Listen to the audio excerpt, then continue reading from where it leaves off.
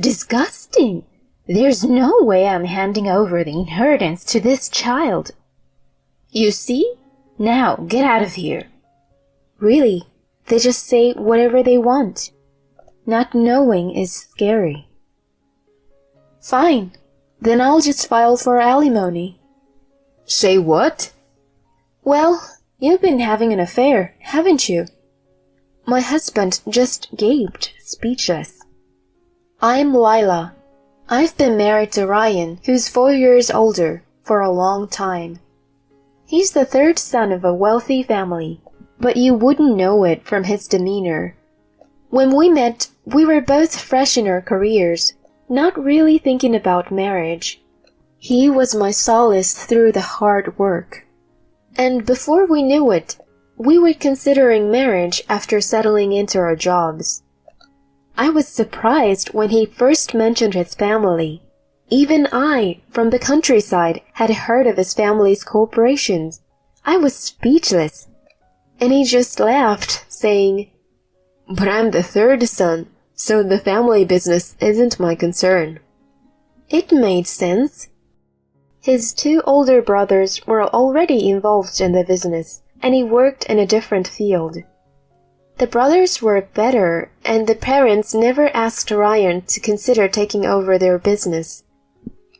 At our marriage meeting, his parents were neither for or against the union, as if they couldn't care less. See, I told you. I am not the expected one. I smiled, but I worried about the complex feelings behind his eyes. Our marriage was peaceful. Our relationship with his family was distant, with no contact from their end. It felt lonely, but compared to the typical in-law problems, we were fortunate. However, everything changed when Ryan's father, Tony, fell ill. About my family home. One evening, he brought it up with an uneasy air. He looked like he had something very important to say, and I listened quietly. My mom asked for help with Dad's situation. I had an inkling. Wanting to help your parents is natural, but what he said next shocked me. I'm thinking of quitting my job and returning home. I was puzzled. Returning home? What about my opinion? The right thing to say would be, I want to return, but what do you think? But I put myself in his shoes. If my parents were ill, I would be distraught and want to help. But still, we were a married couple, not individuals. Shouldn't we consider each other's feelings? These thoughts crossed my mind in an instant. Yet, I didn't want our relationship to crumble over this, so I let it go, missing a crucial point about his character. I understand, but we're a couple. I have my job too, and going back home means I can't continue working. I wish you had discussed it with me instead of just telling me.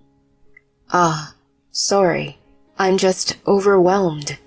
Mom never relied on me before, always seeing me as an incapable son. I believed that was his true feeling. He never explicitly said it, but he seemed happy his mother finally relied on him.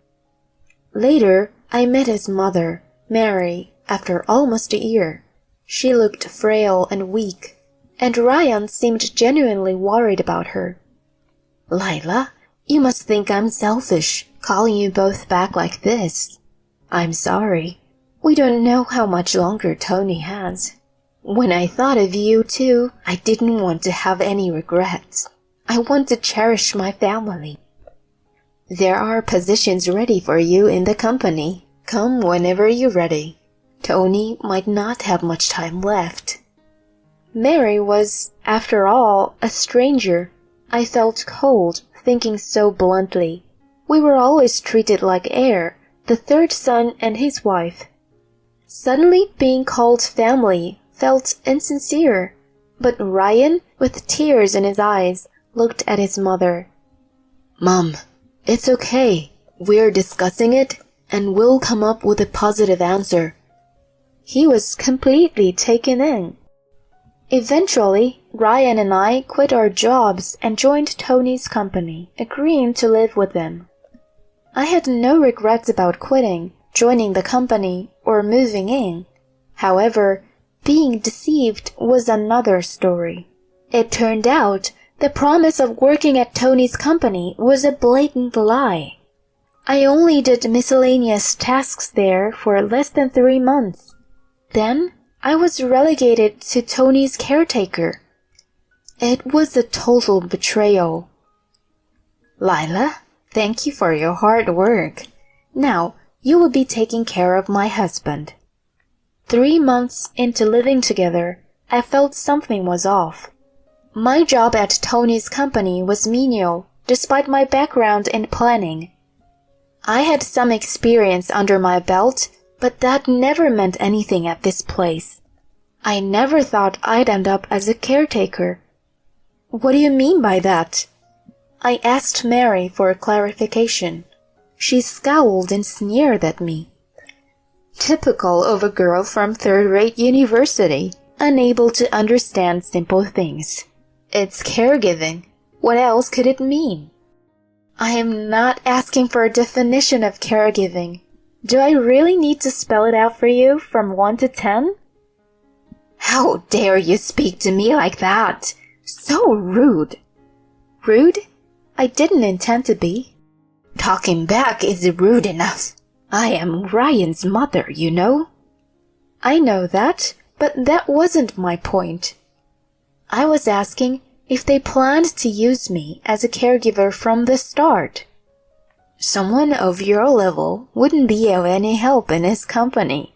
It's reserved for top university graduates, not for you. I did graduate from a decent private university, but it paled compared to Ryan's brother's alma maters. From her tone, it was clear they summoned us just for Tony's care. Frustrated, I locked myself in my room, and later I told Ryan everything his mother said. His response was, Lila, you're an employee of Dad's company. You signed the contract. As an employee, you're supposed to fulfill your duties, including caregiving. Are you serious?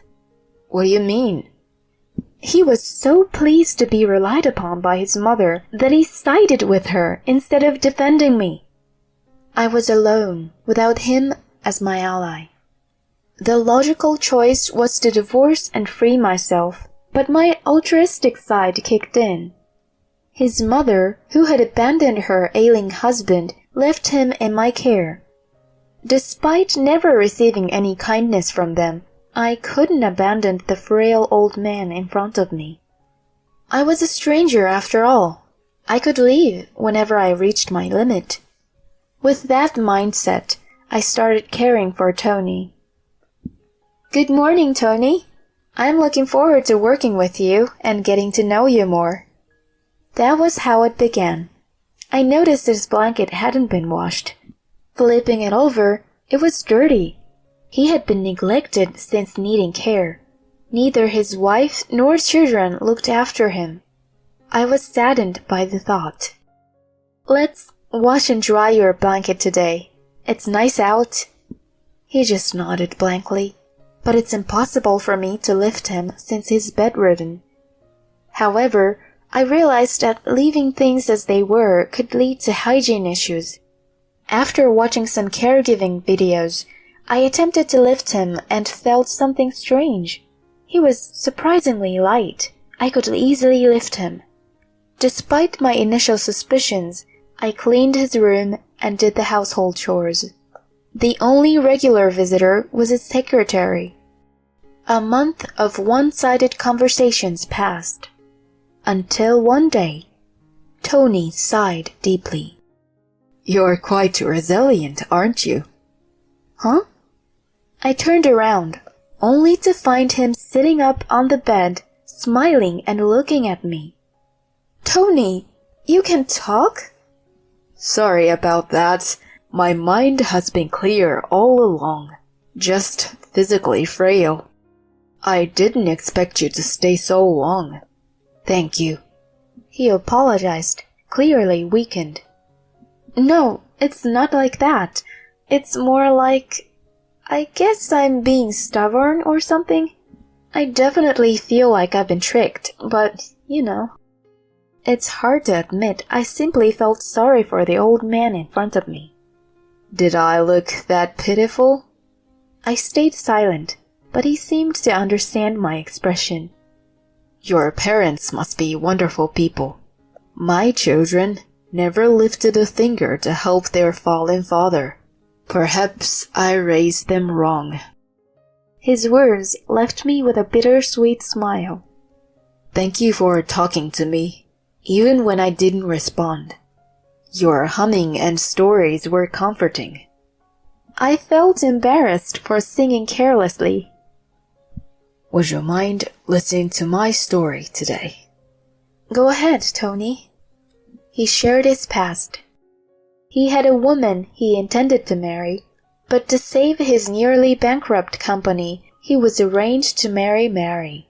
The woman disappeared silently. I found her later, but she had already passed away from illness. Why did you search for her? I wanted to marry her, to leave everything and be with her. I married Mary, who comforted me in my grief, but somewhere I lost my way. Now she's probably infatuated with her lover. Mary's affair was shocking, but it made sense why she never came home. Sorry for the unpleasant talk. Lila, could you stay by my side a bit longer? Initially, I approached my relationship with Tony thinking I could leave any time, but eventually he became a part of my life. Surprisingly, I didn't find the caregiving burdensome. I was simply fulfilling his requests.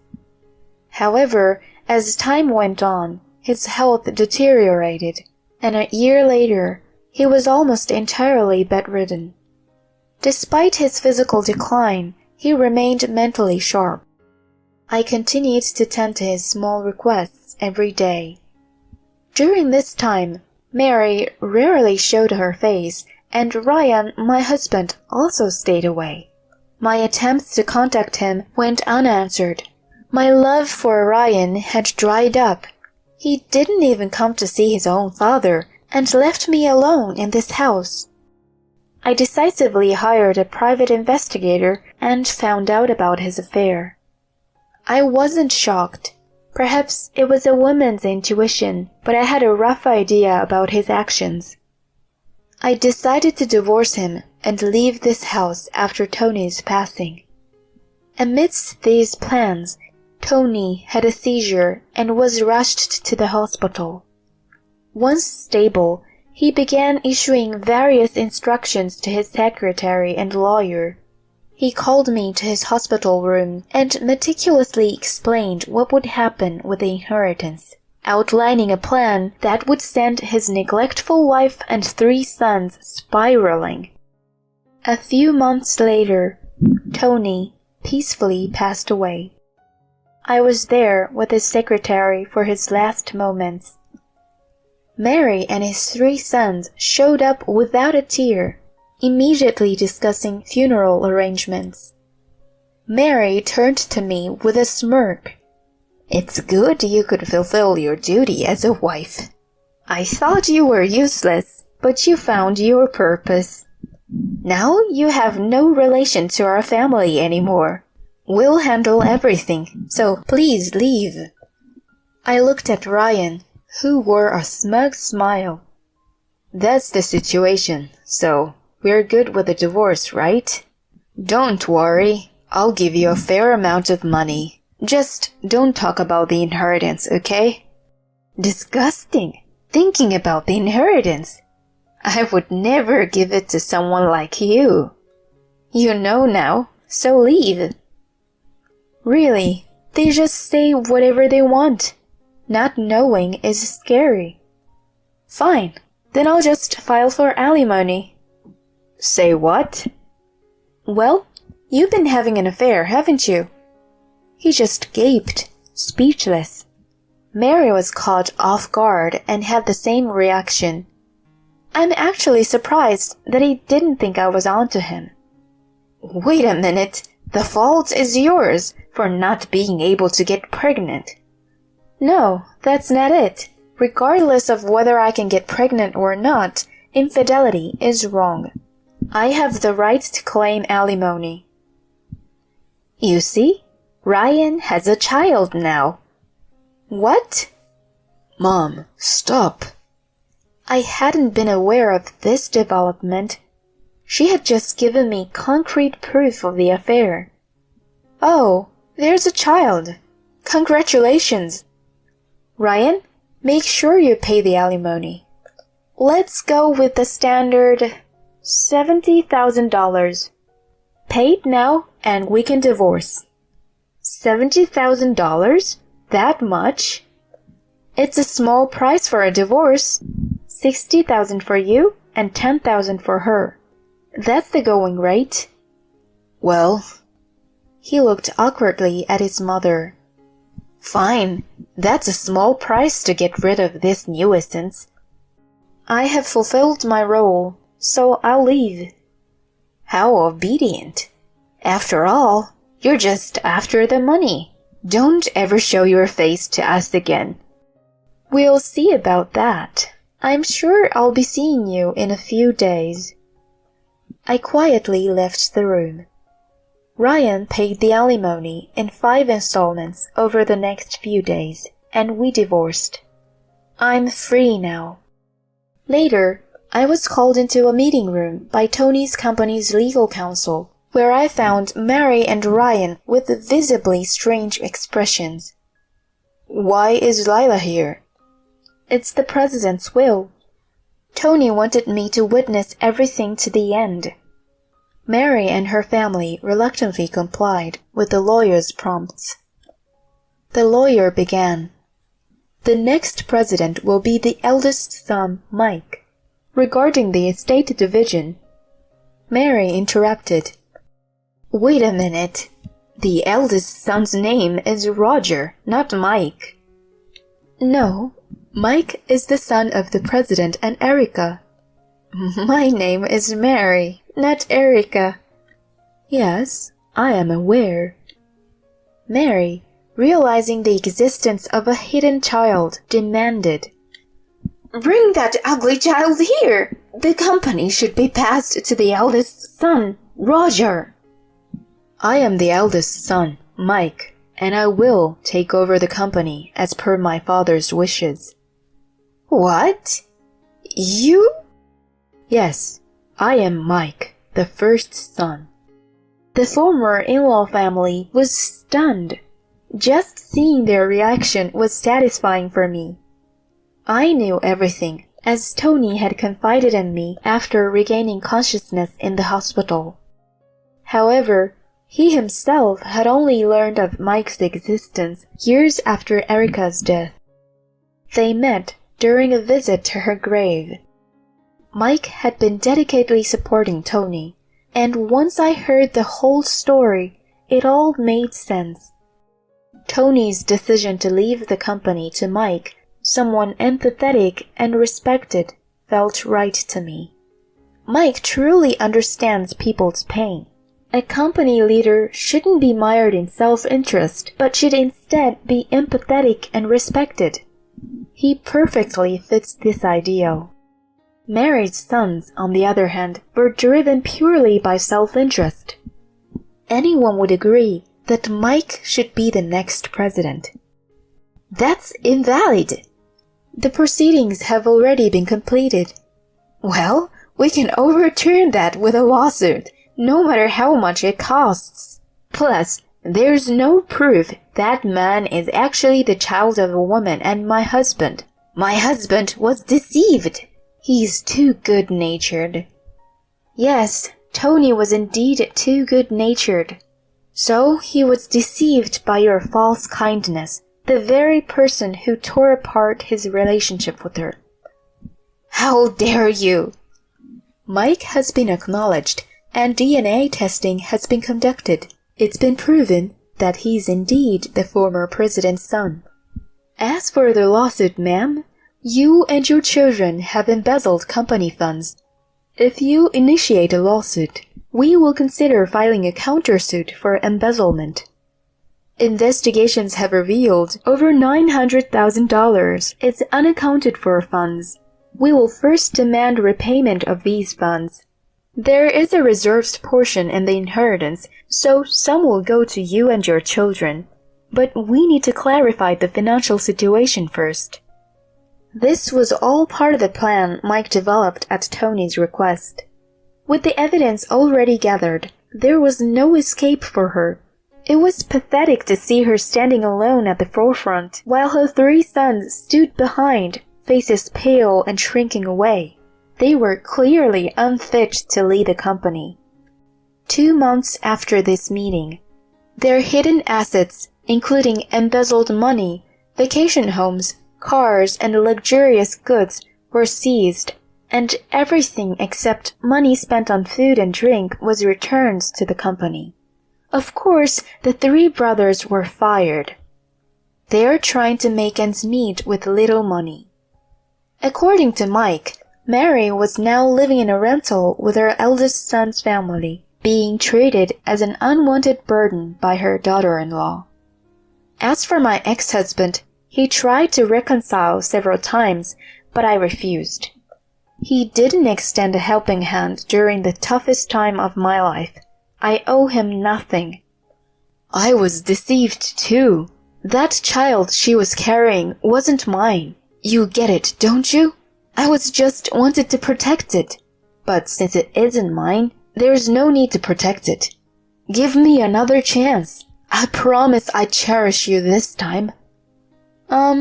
No thank you. That was our last conversation.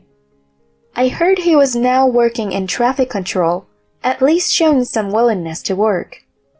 6 months later, I started my second life.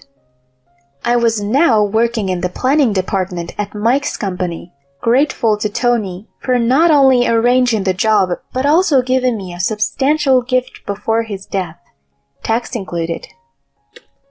This, however, remained a secret known only to the lawyer, Mike, and myself. Even though Tony was no longer my father-in-law after the divorce, I regularly visited his grave to pay my respects. Thank you, Tony.